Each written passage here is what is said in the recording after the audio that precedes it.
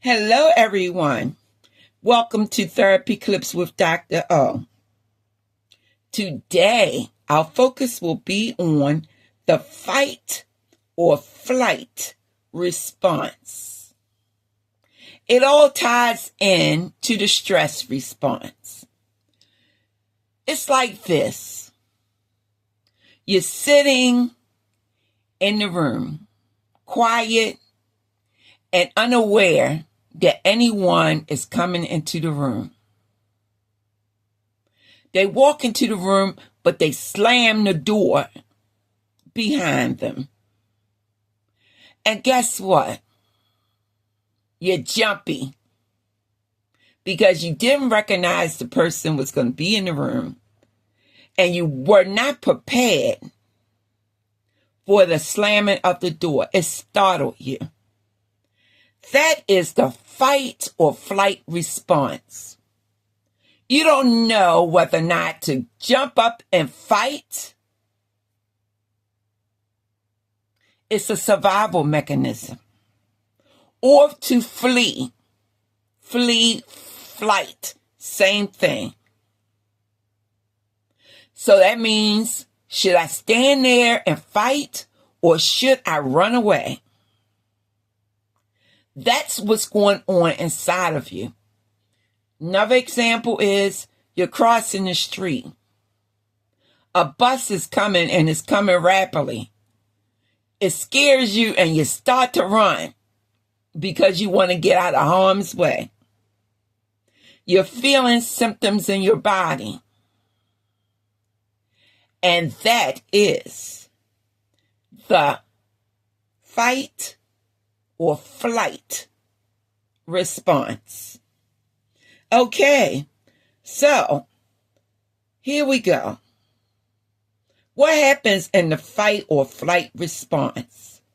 The mind and body set on high alert, watching out for signs of danger. The result is that you feel a sense of danger, impending doom, agitation, uneasiness, and cannot relax. The next thing, there is rapid breathing. It helps to divert blood to vital organs. How do you feel? Dizziness, lightheadedness, hyperventilation.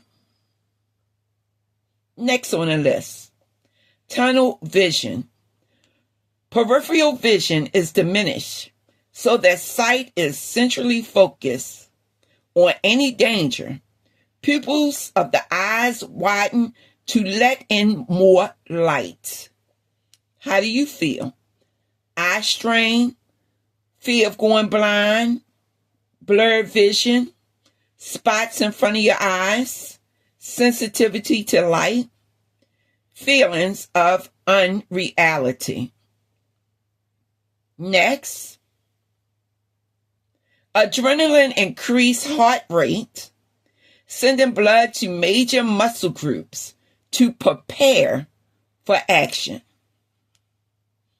You feel rapid heartbeat, palpitation, flutters in the heart, feelings of skipped or missed beats, tight chest, and a choking sensation.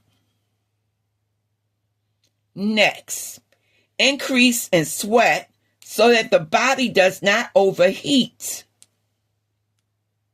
So, sweating even in the cold. Hot and cold flushes. The next thing, stomach produce extra acid and digestive juices. Muscle action increases to quickly digest and eliminate food. So you'll feel that you need to use the bathroom, nausea, butterflies, churning stomach, acidity, indigestion, and diarrhea. Muscle tense to prepare you for a quick departure and to make the body more resilient to attack. So you will feel muscle tension, shaking, stiffness, trembling, jelly legs, twitching, and even severe pain at times. And the final thing in this response system is the blood vessels to skin constrict, reducing any potential blood loss, especially in the hands and feet. So you will begin to feel cold, clammy hands, pins and needles, tingling sensation or numbness in the hands and feet.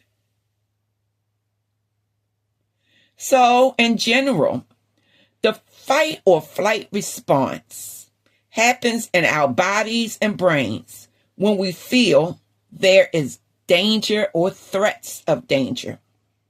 The fight or flight response is different in different people.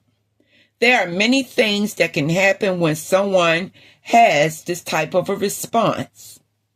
The fight or flight response results in you might start breathing faster or not breathing as deeply. You might get a dry mouth. You might get sweaty. You might suddenly feel the need to use the bathroom. You might feel that it's hard to concentrate. You might feel sick. Okay, so these are the things that you might feel as a result. You can get the fight or flight response whether the danger is real or not. And this is what some people refer to as anxiety. Okay, or being stressed out. You might get the fight or flight response when the danger is real, like when you're angry or there's an angry dog growling at you. This is your fear. You might get the fight or flight response when the danger is not real, such as being in a crowded place. This is called anxiety. Everyone can experience both anxiety and fear. When the fight or flight response happens, you can use breathing techniques to calm down. Breathing techniques slow the breathing down.